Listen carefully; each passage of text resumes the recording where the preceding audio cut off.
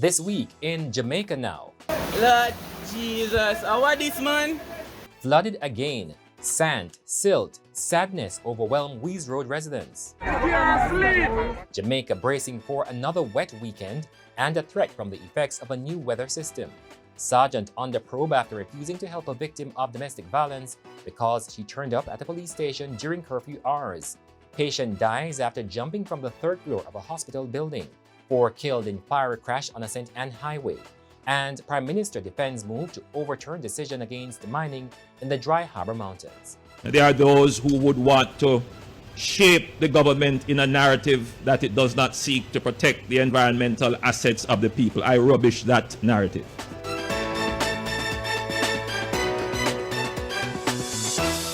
I'm Damian Mitchell, and this is Jamaica Now.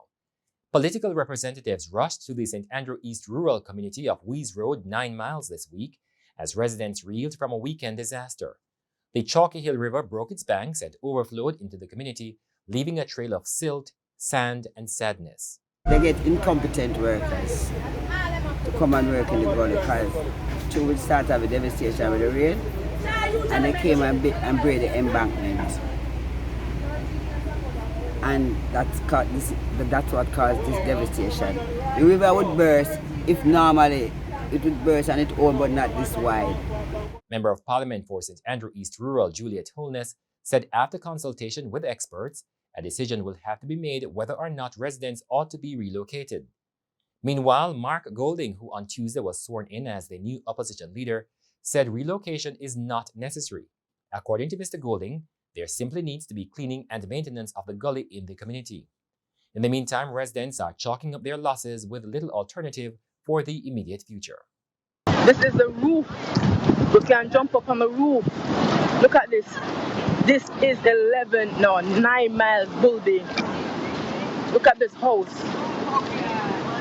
Look at this. Jesus have mercy. Look at that. I don't know if you could try and see straight through the dirt. The dirt runs straight through the house. Lord, without you, we are nothing. And in the community of New Haven in St. Andrew Southwest, several homes remain flooded almost a week after blocked drains sent flood waters into their houses. That's my room, right? And I have to walk on the blocks. Go ahead. To go in my room. Place is in a bad way. Days later, representatives of Food for the Poor brought relief items to the residents. However, it was chaotic as the volunteers sought to maintain order for the distribution of the supplies. 10 people going, 10 people come out back. Simple. From morning to day on. If I don't get be careful to fly from. And 10 people walk from down there and get through. Simple.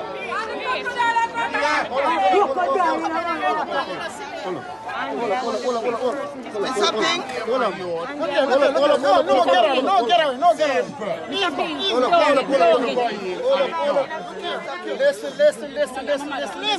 Listen. The process join the people are stop.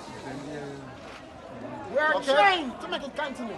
We are trying to make it continue, but we need your cooperation. Meanwhile, Jamaica is bracing for another wet weekend. It's linked to Tropical Depression number 31, now Tropical Storm Iota, which formed on Friday. The system has been moving westward over Jamaica's southern waters and will continue to do so over the next few days.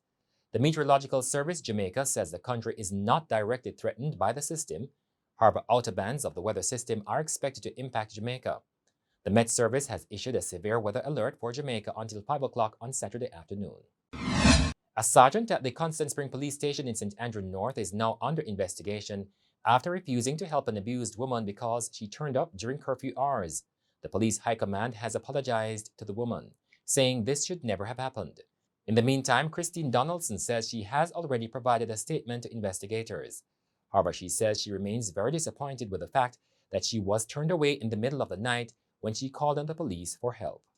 It was fear running through me as the police can't assist me during curfew. So who was there to assist me? I just really hope that this does not happen to anyone else, as I would not want anyone to be in that state at all. There was raw grief in the St. Ann community of Gibraltar this week after 4 members of one family were killed in a fire crash along the Discovery Bay Main Road in the parish. They were traveling in a Toyota Fielder motorcar. The victims have been identified as sisters Kadeen Howard, 34, and Rihanna Howard, 14, along with Kadeen's daughter, Jada Ann McLean, 13, and Jason Gale, the common-law husband of Kadeen Howard. He was the driver of the ill-fated vehicle that slammed into a Mercedes-Benz. Kadeen was reportedly pregnant. It was instant combustion. Hours after the incident, security guard Kimani Steele was still in shock. He had been a passenger in the death car around 15 minutes before the fiery collision. Steele looked on in disbelief as he saw the bodies arriving at the St. Ann's Bay Hospital. What makes the event even more chilling is the fact that he remembers discussing the probability of accidents during the journey on the wet road. The sister of a patient who died days after reportedly leaping from the 3rd floor of the Princess Margaret Hospital in St. Thomas is demanding an explanation from health authorities. Sharika Thomas also wants to know why the request to restrain her brother was denied. It's also emerged that up to 5 days later, hospital officials had not reported the incident to the Morant Bay Police. 41-year-old Welton Thomas was taken to the Princess Margaret Hospital on Thursday, November 5 by his sister, who reported that he was acting strangely and complained of weakness and stomach ache.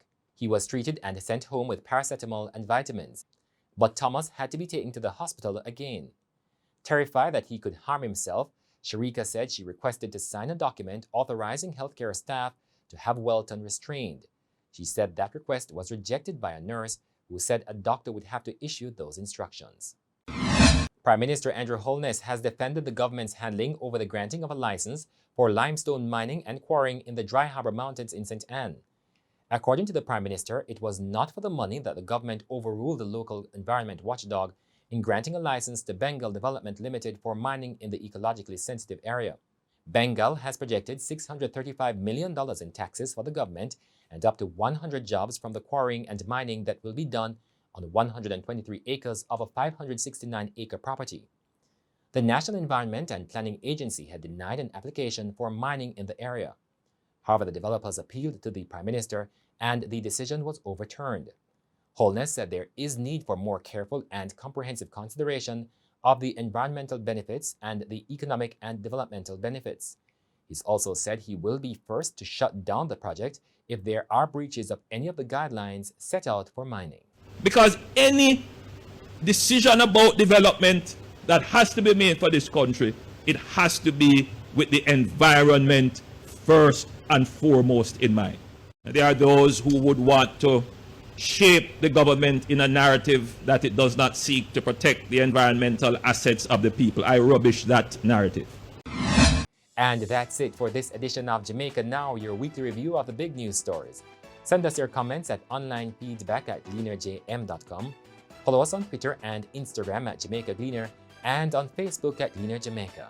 Like this video on our YouTube page, turn on your notifications and subscribe today. I'm Damian Mitchell, and before we go, residents of Bull Bay St. Thomas take to the streets after their community was flooded. I'm